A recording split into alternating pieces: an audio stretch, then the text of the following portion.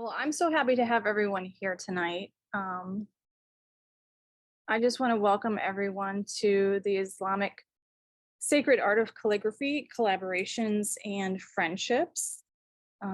This is an accompanying event to the Mashrabiyah project, which opened on March 3rd. The project consists of an international exhibition with interactive programming, a shared making experience, and a publication, all of which showcasing and exploring the significance of wood-turned mashrabiyah of Cairo, Egypt. I'd like to introduce tonight's guests.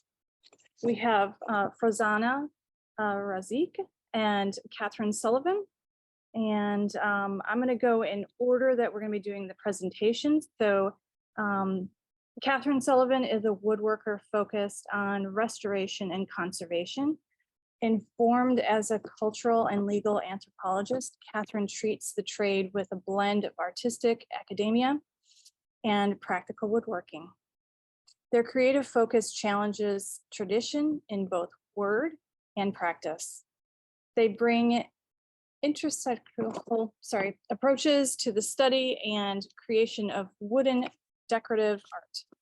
Kathryn is a contributing writer for Fine Woodworking, an enthusiastic member of the Furniture History Society, and an associate member of the American Institute for Conservation. And then Farzana Razzaque is a trained master calligrapher with Ijaza. Did I say that right? Ijaza, that's fine. Ijaza, thank you.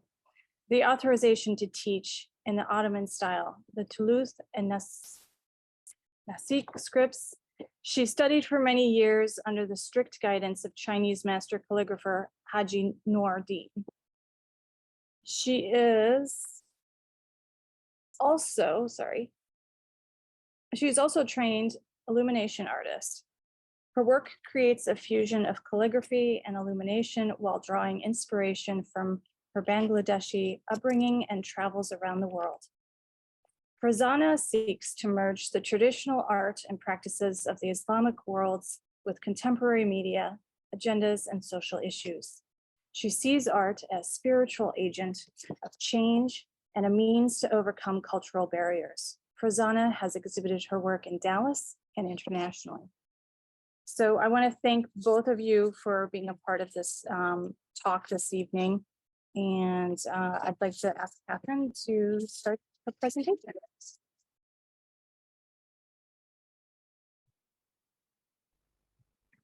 Okay.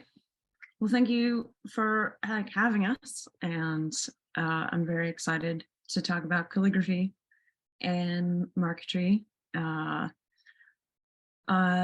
currently I'm on Kumeyaay land in San Diego, California. I work as a woodworker, as Katie said. We're focusing on restoration and conservation. I actually had to learn marquetry sort of for the job. But before I was a woodworker, I was trained as an anthropologist and I went to school in Egypt. And I've been a student of the Arabic language for a while, and that will be forever. So when I got to a level where I could start trying to be creative and not just doing homework assignments, I started doing some Arabic calligraphy within marquetry panels. And so a lot of this is a collaboration between Farzana and myself. So just a little bit about marquetry.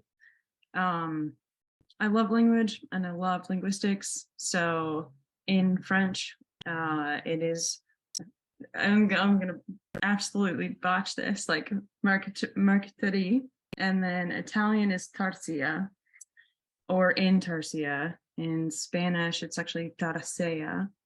And so colloquially, at least in Egyptian Arabic, we say the word marquetry, but when you read the dictionary and look back at the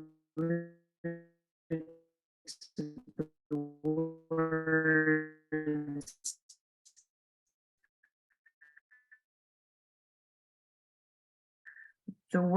madrasa is, and this is just a picture of a homework assignment. This is one of the collaborations with Farzana. This is one of her panels. And this is how I have been taught to do marquetry, which is with a French tool called a chevalet. And it's basically a scroll saw, hand-powered scroll saw kind of sideways.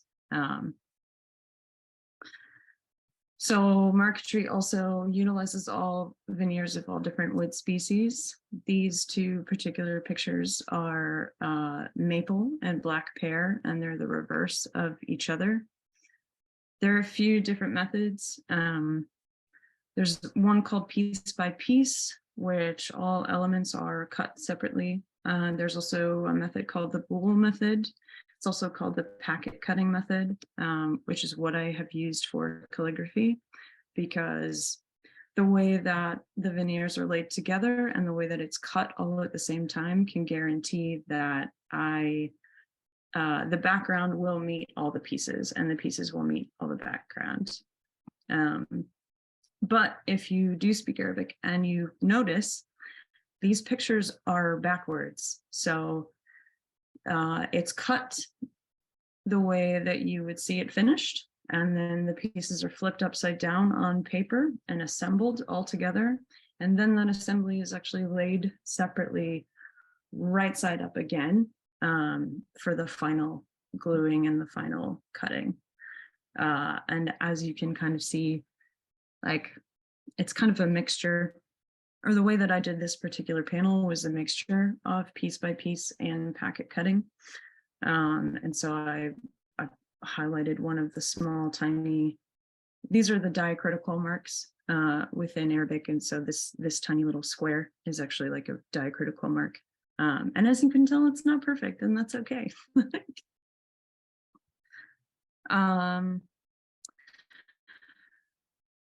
So also, my first request from Farzana was to use the word fana, which is just something I really love, and that is in the picture on the left on a box. It was originally intended for a gift for someone else, and then because I made a few copies, I was able to keep one. And the one on the right is our most recent one, which I thought was really, it's interesting because, like, her original calligraphy is about half the size of that panel, and that panel is already very tiny. I think it's a 2.5 or 3 inches by 5 inches tall. So still small, but it's double, if not more, than the size of the original calligraphy. So, and I don't know, I think, like, it's just kind of a medium I don't see a lot of calligraphy in, even though I think that the medium completely lends itself to it. So instead of doing kind of the stereotypical flowers and birds, and no shade on flowers and birds, but these pieces have been really meaningful to me as something to do for myself. So that's kind of it. Thanks, Kathryn. These are beautiful. Farzana? Yes, I will share my screen. Fantastic. And okay, it worked. Looks here great. this time. Yeah, that was good. We did the test, huh? Yes. Hello, everyone. Thank you to Katie and Noah for inviting us to this wonderful event. We're so excited, and Kathryn and I have been talking off and on about it and how we're going to speak. And yes, we're just very excited. So a little bit about myself. I'm a calligrapher and an illumination artist. I've been training in calligraphy for 6 years now. I finally have the Ijaza, which is the permission to teach and to convey the information, which is an oral tradition, to future generations. So I'm very, and I love what I do. I also love illumination, which is the kind of the art that forms around calligraphy. If you look at traditional calligraphy, Arabic calligraphy, and so I do both of those things. So I'm just going to show you a little bit of what I do, and then I will show you the pieces, my version, or what I feel, what I wanted to convey in terms of the collaboration with Kathryn, which was a wonderful, wonderful uh, thing that happened. So I like to work in and talk about events that are special to me or are important to me. And one of this is the hijab, which is what I identify with as a Muslim. And this is one of the pieces that I made early on before I actually started learning calligraphy. And you can see that um, rather learning calligraphy formally or well enough. And this was one of the things that I had made during World Hijab Day. And this uses all the concepts that I had learned, which was calligraphy, which I had just started learning about, and then geometric patterns, and also the illumination pattern, so floral patterns here. And I combined all of those and used them in this, which was something that was very important to me at the time. So yes, and the Arabic it says here, hub and iman, which translates to love and faith. So yes, the next one is one of the pieces that I worked on for many years. And it's very special to me because it kind of speaks to me, or it's a reminder of my journey in calligraphy and illumination. I actually started the illumination before I had started formally or training well in calligraphy. And so you can't see it here, but when you do look close, you will see that the calligraphy is probably at a very, which I would say is kind of in an early stage, and the illumination as well. And so when you see in one corner of it, you will see that the illumination is very kind of rough. And then as I progressed over 3 years, I actually did it over 3 years, 4 years. It got better as I continued my training and I was able to fine tune my craft. So this piece is very big. It's about 33 inches square. For me, that's big because I work at a very small scale, which is something that Kathryn had mentioned as well. Yes, so the next one is this is just a bit of calligraphy. It is also a big piece. And this is called, this is from this chapter of the Dawn Surah Fajr. And these take a very long time, and we will talk a little bit about process later on, but there are multiple kind of levels to the methods rather to the process. So there's the first concept or the chosen kind of verses that we want to work with, and then we go through the process of laying out the letters and the words in a very in a manner that would be visually appealing. So this is one of the pieces that I worked on very recently. Let's look at the next one. Okay, this is one that we had just spoken about with Katie and Nava, and you'll see it in the back when you see me later on. This is my Ijaza piece, which is the final piece as a student that I have to write in order to be called a master calligrapher. And this is in 2 scripts. The top part of it is in the Thuluth script, and the middle portion is in what is known as the Naskh script, which are associated with one another. Usually, if you open up a Quran, contemporary Quran, you will see that these are the 2 scripts that are used. The top part is used for the chapters of the chapter titles of the Quran, and then the middle part, the Naskh script, is what is used in the actual text of the Quran. The bottom part are the 2 kind of permissions that are given. One is my teacher's permission, and then another one is by another master calligrapher who corroborates that yes, she is a student who can now become a master. This is a very special piece to me because I did the writing. The writing took about 1.5 years for me to actually pass through, because there were several corrections and that were made by the master calligraphers, my teachers. And the illumination is also done by me, which took over a process of over 7 or 8 months. So, and you can see the little bit of the details over here in the work as well. So I've used different styles of illumination here. You can see in something that is called halkar. I don't want to get into the terminology, but I do want to mention the different styles. There's also a classic illumination here in the panels over here. And of course, all of this is done in what is called tazib or tadhib, which comes from the word zahab, which is Arabic for gold. So all of this that you see that is in that kind of goldy tone is actual gold, 22, 21, 18 karat gold as well. So yes, the next portion is about me and Kathryn and our friendship and collaboration. So kind of a process here. Kathryn, reached out and she said, hey, can you do this calligraphy for me? And she gave me the word. And, I didn't know much about it. So I actually went and researched what the word was, the meaning. And then I kind of tried to figure out what it meant to me. And these were the kind of manifestations that I came up with. And the final is what was used on the right, as you can see.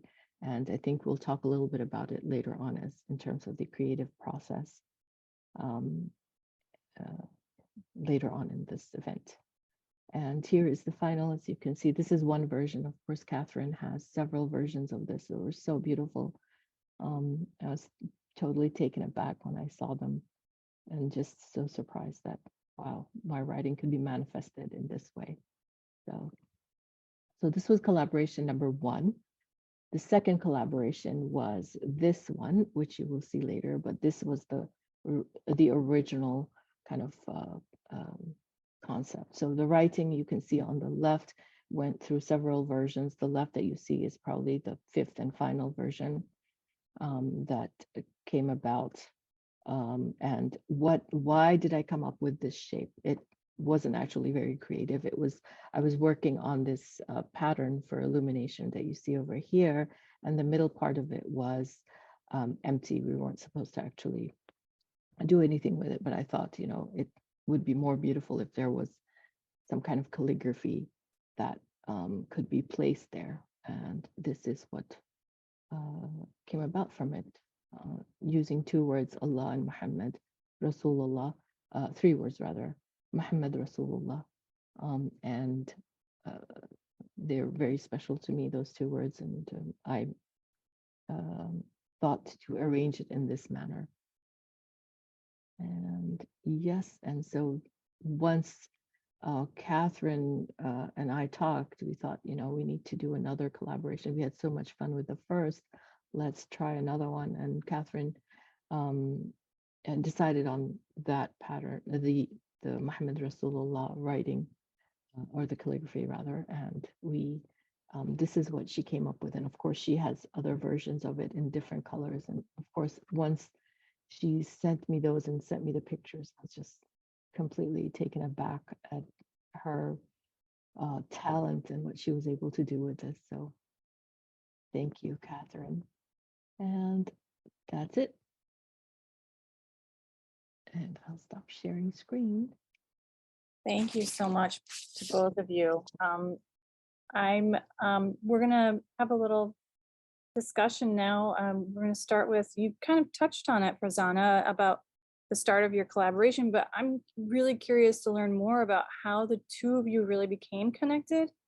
How, Kathryn, you were looking for a calligrapher, how you went about finding a calligrapher to work with, and what your collaborative process is together.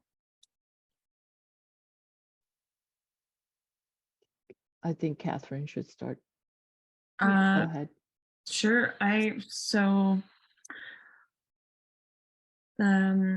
Well, I know that, I mean, I had done a few of my own calligraphy drawings and last year.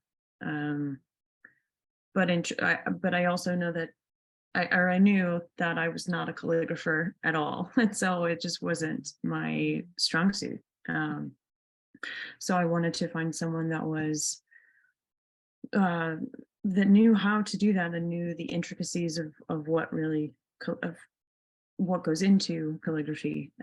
So I really did a sort of Google and Instagram search to find someone that was maybe in my city as well. And at the time I was living in Dallas. So I stumbled across Deen Arts Foundation, which is kind of interesting because the internet has this weird way to keep us connected. And even though I personally can feel very disconnected. And this whole time that I had been living in Dallas and feeling disconnected, there was this entire organization that started doing that particular type of art. Because I had taken some classes at a school online that you probably know about it, the School of Traditional Arts in Hackney, and had done some calligraphy and some geometric art during the pandemic. But anyways, long story short, suddenly there's this place and it's Deen Arts Foundation and it's been there this whole time. So they put me in touch with Farzana and we just started talking and got along pretty well, like met each other in person, and I thought just really clicked. So I didn't feel afraid to continue to ask her for further collaborations, because I think it's just very unrealistic for me to have the hope or the expectation that I can do all the marquetry in the design, in the calligraphy, and the finishing, and all those things all at the same time. Because I know, well, it's simpler for me to know what I do well and try to stick with that. So I think it was very surprising when Kathryn got in touch and she said, "Hey, can you do this calligraphy?" And I thought, okay, and I didn't realize how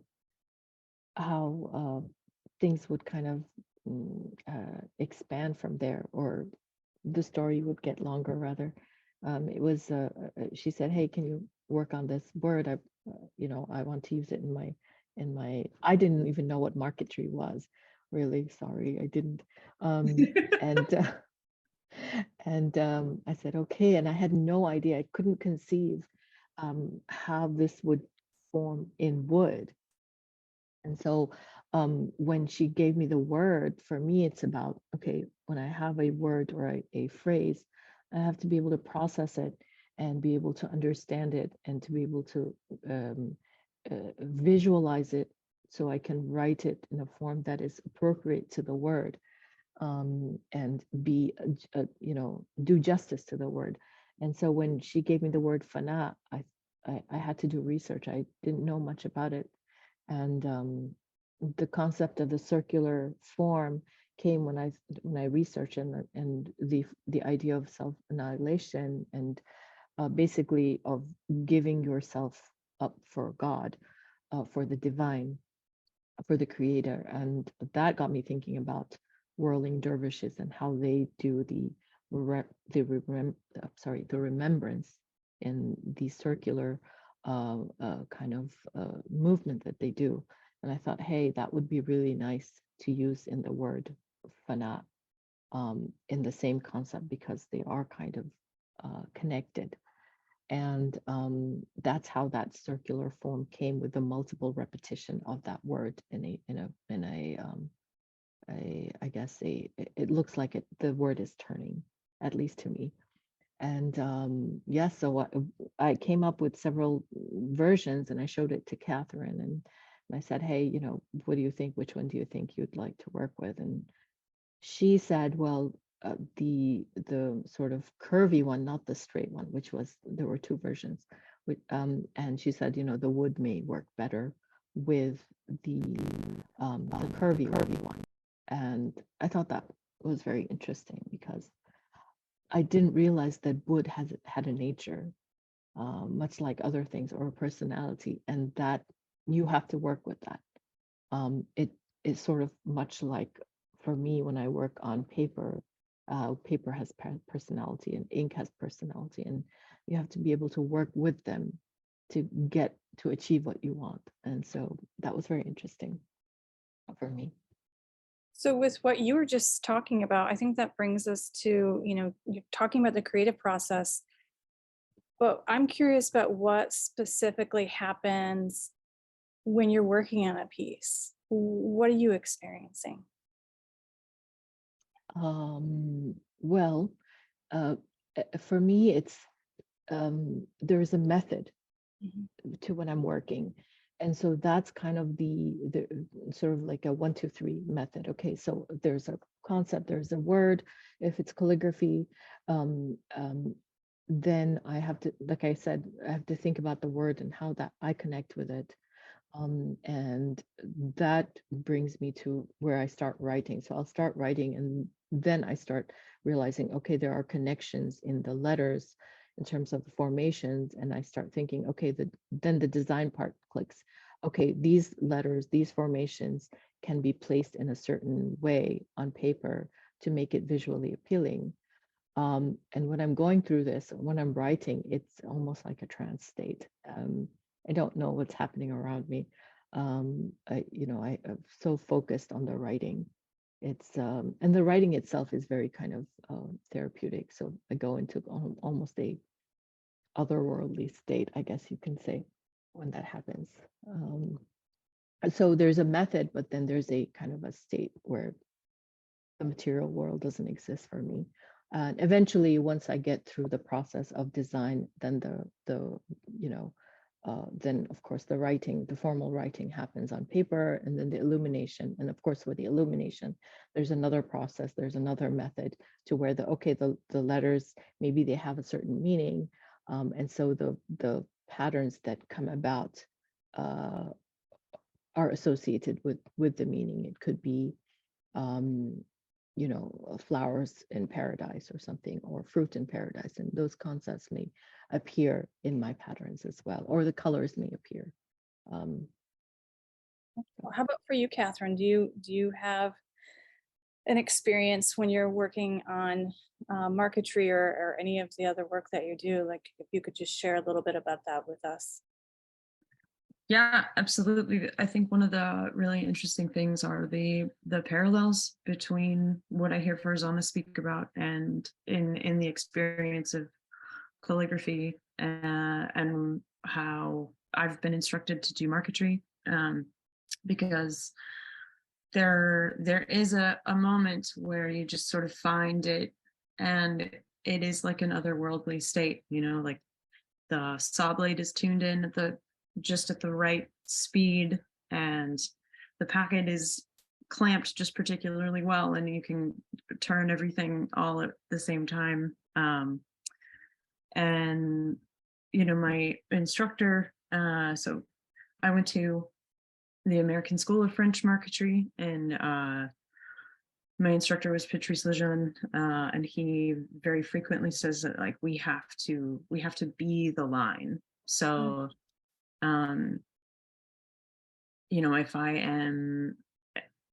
if I'm thinking of other things, or maybe I'm hungry, or I'm tired, or it's the end of a long day, and or maybe I haven't stretched and I'm like frustrated and worked up inside, I'm probably going to have a really messy line, and my shape is going to look really jagged.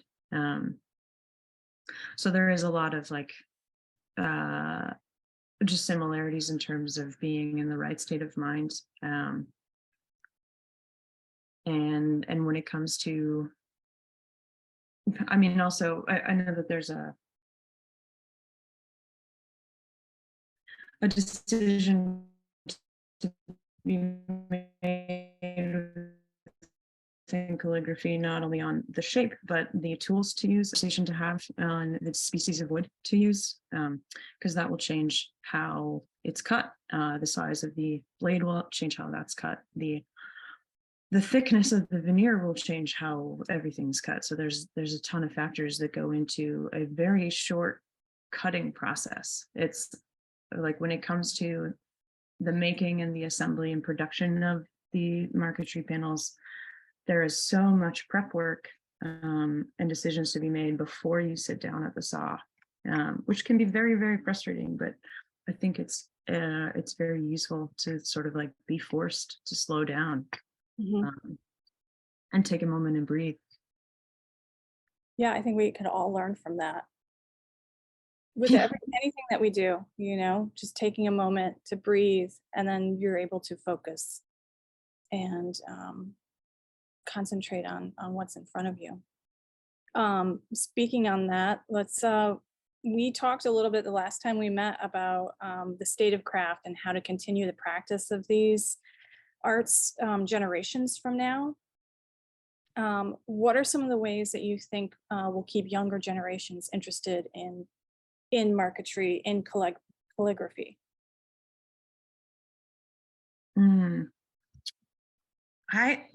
I can I jump in real fast? Like, I think part of getting everyone interested is diversifying the form, not just in its style and aesthetic, but also the teachers and the teaching. I know that woodworking has struggled historically for being very historically white male, and focusing on things like just copying, you know, French and German pieces of fine furniture collections. And so I think doing something like Arabic calligraphy, or even illumination within marquetry as like a change, I think that's very important to continue to get people interested. For me, I think I'm a teacher. I used to teach middle school and high school, and I always had a segment on the kind of what I know, which is calligraphy and illumination, because it's important for the future generations to understand and appreciate it.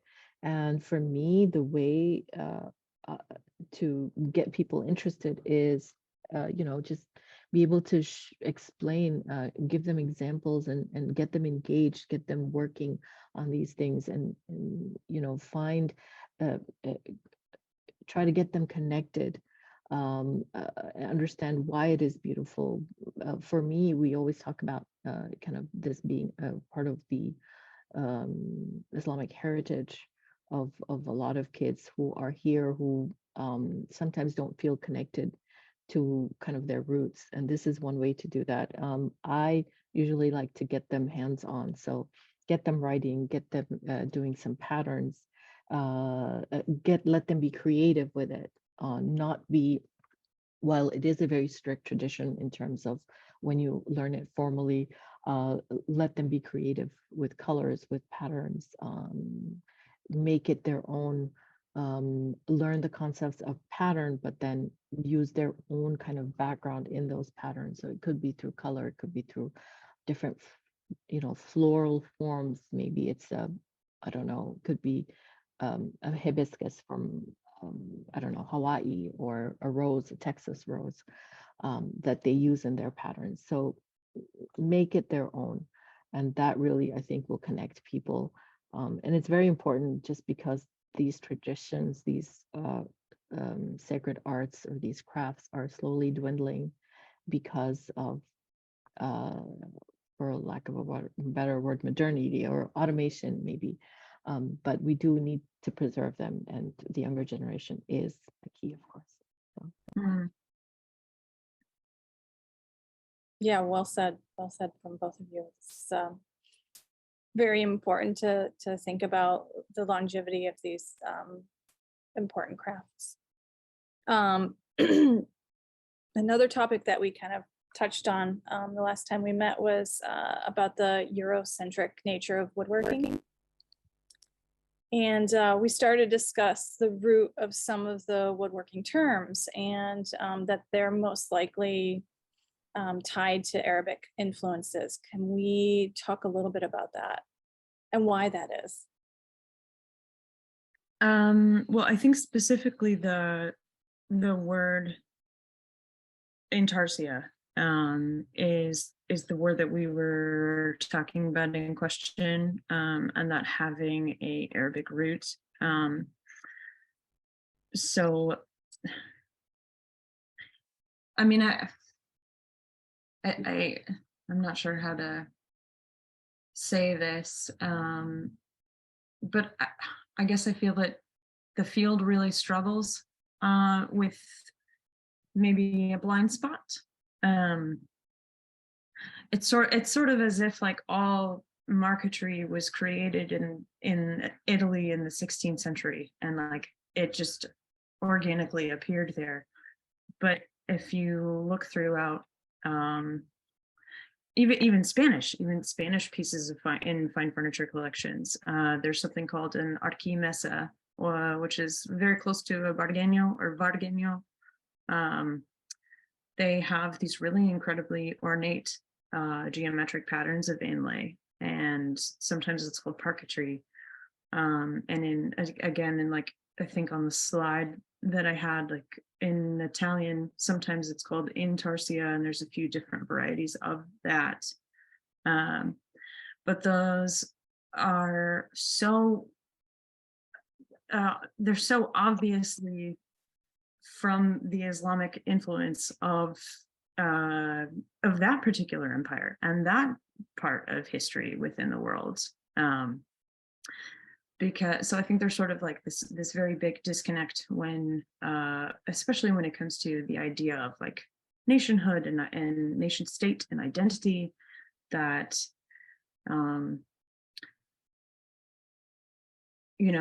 woodworking gets a little stuck in the 18th century, especially coming from an experience of living in the United States, when that's sort of what is looked at and focused on.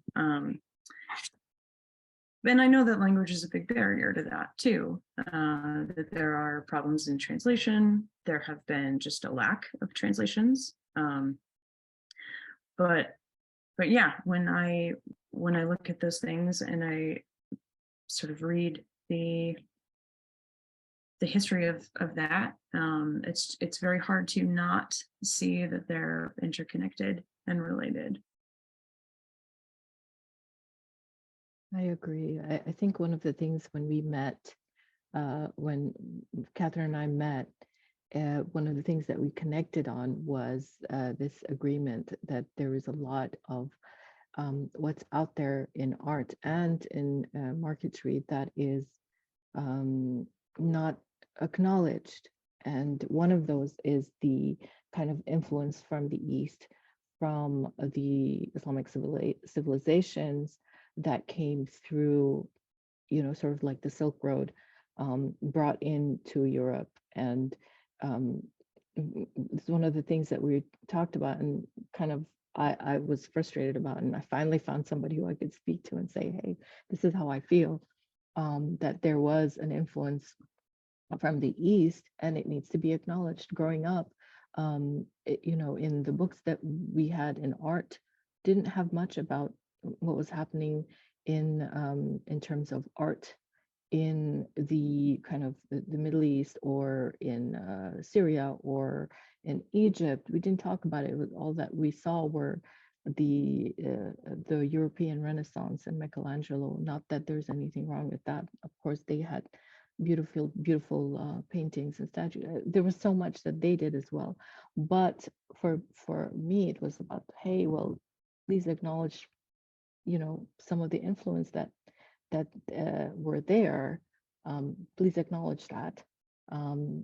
That was something that we kind of talked about, and yeah, so we were able to hash it out, and I felt at peace. Finally, somebody had listened to what I had to say. So thank you, Kathryn. So it sounds like our art history classes and textbooks might need some work filling some of those areas. Yeah, I think, yeah, a little bit. Yeah. But the first step is obviously the acknowledgement that something has to happen. So Yeah. Yeah, absolutely. So how would you guys recommend seeking collaboration on a project? What steps would you take to do that? For calligraphy and marquetry, or Any for kind of collaboration. I think it's something that people are a little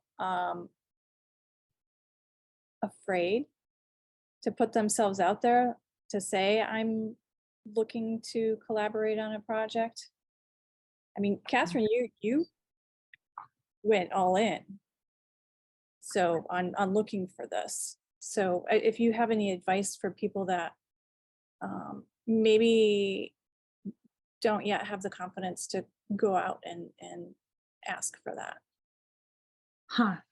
You know, it's interesting that you put it that way, because that's not how I feel that went in my brain, because I feel like I reach out to people and ask questions because I don't have the confidence to do that. Like, I can look at my first calligraphy, which was marquetry, and it was a simple Bismillah, and it is awful, objectively awful. But I don't know how to sort of encourage people to ask questions. Well, I guess I could say, like, from my experience of being asked questions, someone else asking me questions, there's nothing more that I love of like teaching other people, and hey, this is how to do it, and or this is at least how I've been taught to do it. And you know, I think if there is someone who is putting that much effort into becoming like a master like Farzana and doing the work that is required to become a master, I think it's a safe bet to say that, like, we're pretty big nerds in that respect. Like, we would love to talk about all of that. I think in support of what Kathryn has said, yes, it's very important to ask questions. I think the first thing that connected us was because Kathryn contacted me and said, hey, can you do this? It was a question. And so, yes, a question. So basically what that means is communication, right? So in order to collaborate, you need to be able to communicate with one another in a proper professional manner, understand each other. I'd say, you know, understand the needs of whoever it is that you're collaborating with, and kind of in a very mutually respectful way. One of the things that I think for Kathryn and I, why we worked well was because I had such a huge admiration for what she did, just because it's not something that I can do. And she was saying likewise, hey, I can't do any calligraphy, but I love it. So we had such huge respect for each other's expertise, and that really kind of helped us move along in what we wanted to accomplish. So communication, really, and respect. Yeah, the ability to listen. I think sometimes people forget to just listen to one another. Absolutely. Yeah.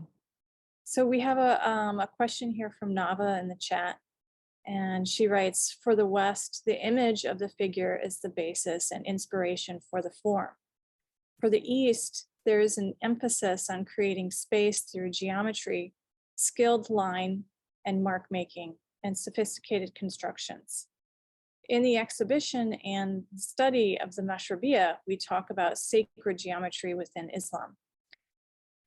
Can you talk about how you explain this concept through your work?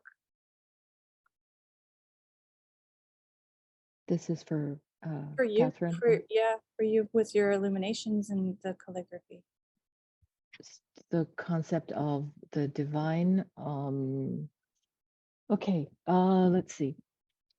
The divine sacred geometry, sacred art is a form of the sacred art. So is calligraphy, so is illumination. The concept comes from the basic worship of the divine. Okay, the form evolves from the worship of the divine. So it could be the concept of the circle, which is infinite. And then the line or the letter Aleph or the number one, which is one line, and the concept of the monotheistic notion of the creator of God. So those are, I'm not sure if I'm able to explain or answer this question properly. There's so much involved in that, but all of that it kind of helps when I try to create something. It could be, you know, but the concept of the divine is very important. So when we make illumination, some of those, the forms, for example, the tulip is associated with the notion of God because of its very nature that it is. It comes out, at least the original non-GMO type came out as one bud on one stalk. That concept and the concept and the rose also, which is used in illumination, is connected with Prophet Muhammad because of it. We believe, or we are told, that he had a beautiful perfume even in just his body without using any perfume. And the rose, of course, is a beautiful perfume as well. In terms of letters, again, the Aleph, again, is all the letters that come after Aleph are formed in the same concept or the same rules as the Aleph in terms of nuqtas, which is the dot. I mean, there's a lot I can talk about, but I hope I was able to answer that question a little bit. Nava, do you want to say anything? Do you have any other parts to that question? I just don't want to leave you hanging there if you had a little. No, that was beautiful. Thank you so much. I took a lot of notes. I am asked this question from time to time when we're talking about the exhibition, and for me it's an incredibly complicated question to answer when somebody says, "What's sacred geometry?" So I was interested to hear in your words and through the work that you do, Farzana, through the stroke and the line and the deliberate placement of curves and how they, connections you mentioned and the mechanics and how they relate to each other, how that is a demonstration of this study of geometry. Yes, it's geometry especially has so many, there's so much symbolism associated with geometry. We don't even think about it. Just the 8-pointed star, for example, the concept of the 8-pointed star that forms, and it doesn't form just, you draw those lines, it forms from that circle, and the concept of one line connecting or two circles connecting. And the 8-pointed star, of course, I believe, and this is what I've read, is the concept of the 7, which has a very strong symbolism associated with it in the Muslim tradition, in that the 7 heavens, there are 7 verses of the first chapter of the Holy Quran. But so 7 is it's a very powerful number. And then of course, +1, which is one, of course, monotheistic, the concept of God being one person, the ultimate, the high, and then the addition of those to make the 8 for the 8-pointed star. But there is a lot of symbolism associated in Islamic sacred geometry. And the same concepts are seen in calligraphy itself as well. And there's a lot of history involved in that as well. For example, the Aleph, or the first letter of the Arabic alphabet, is 7 nuqtas high in the Thuluth script. There are different scripts, but that is also, there's a lot of symbolism there in that, okay, Aleph looks like a number 1. Again, the monotheistic notion of God, and then 7, the height, is seven heavens. Again, the power of number 7. So that's a whole other discussion, maybe. It's fascinating, but it's also fascinating to people who are encountering the concept for the first time. Yes, yes, yes. And in terms of figure, you mentioned the figure. In early Islam, the idea of having figures was discouraged, especially in religious manuscripts like the Holy Quran. And so the decoration or the beautification of these manuscripts evolved in a non-figural way. So it was calligraphy and illumination that kind of made things more beautiful in terms of the figure itself. Yeah. Thank you. Thank you for that question. That was really good.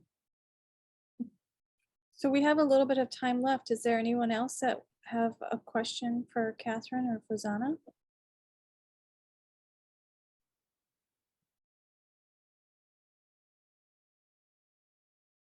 Well, I have one. Through this collaboration, first of all, did you think that you would have this friendship that evolved through the collaboration? And also, if you could have one thing that you feel you learned during through this collaboration with each other.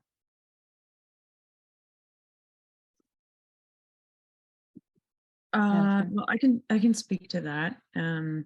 I mean, first, no, I didn't expect to make friends and have a relationship with Farzana afterwards. Because in truth, like I reached out, I hoped, of course, that would be great, but I reached out truly because I was looking for this particular Fana design for somebody's birthday as something that I needed to make. So I knew, well, I kind of just figured it would stay professional, you know, like because I paid her for that design, you know. I knew this, we both come from the craft background and know that it takes time and energy. And so that was a commission. But in terms of, is there one thing that I've learned? I think I'm struck, like the biggest thing that I continue to learn is I'm struck with how similar the process of script and actually like marquetry cutting is, because of like, you know, your state of mind that you have to be in, being able to breathe and like have a clean line for both of us is really important. And the medium, the ink versus the veneer versus the glue, versus, like, that still continues to blow my mind. I think for me, it was, I had no idea how this story would continue. You know, it was, I just thought, you know, hey, I'm just going to write this word and that's it. But what I learned was that an idea or a feeling can, you know, once manifested in physical form, can have such a ripple effect, rather. That's something that I learned. Something positive can happen from a positive thought, I guess you can say. So a positive thought written, that comes into a written form, that again is manifested into a physical form in the form of wood, was something that I didn't imagine that I would think would be such a beautiful, that came about in such a wonderful friendship and collaboration. So that was really interesting. And yes, again, the connections, the commonalities that we had, even though we work in completely different medium, was really surprising, and it was a wonderful discovery. So I'm very happy about that. So I think the two of you are going to change the world, right? I hope so. I hope so. Yeah, I mean, it's interesting because we come from really different backgrounds. Um, you know, I'm from an immigrant background, and Kathryn is Kathryn, you're Texan completely, right? So I was just born there. yeah, so for two different people to kind of come together in this way through calligraphy, through marquetry, is a very beautiful thing, I think. And that's one of the things that I really kind of focus on in my work, is to build bridges, break down barriers or misconceptions. And I think we did good, Kathryn. I think that you guys are both amazing, and I think that you're an inspiration to all of us. And I hope that through your story that others are inspired to ask questions, reach out to their fellow human beings, and hopefully make the world a bit of a better place. Because anytime that we can bring a piece of beauty into this world, it affects all of us. So thank you to both of you. Well, thanks for having us. Definitely. Thank you so much for having us and allowing us to have this conversation with you and everyone who's attended. It's been really wonderful. And thank you so much for joining us on the holiday. Ramadan Mubarak. Ramadan Mubarak to you too. Ramadan Kareem to everybody. Thank you. Thank you, everyone. Have a